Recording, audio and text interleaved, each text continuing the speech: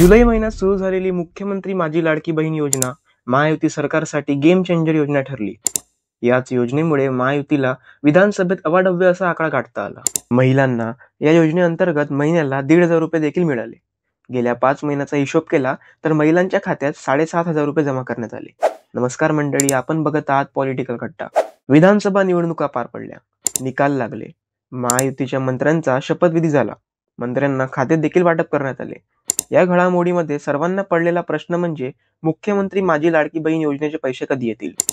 याच विषयावर महिला व बाल विकास मंत्री अदिती तटकरे यांनी ट्विट करत माहिती दिली आहे.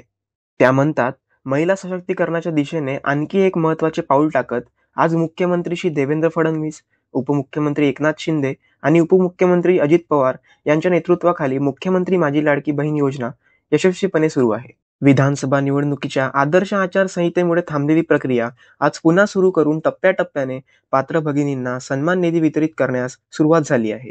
विशेष गोष्ट म्हणजे डिसेंबरचा हप्ता हा 2 टप्प्यात दिला जाणार आहे.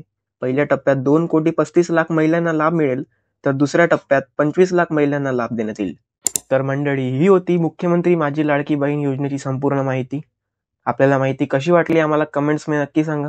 व्हिडिओ आवडल्यास लाईक व शेअर करा व चॅनलवर नवीन असाल तर पॉलिटिकल कट्टा या यूट्यूब चॅनलला सबस्क्राईब करायला विसरू नका. धन्यवाद.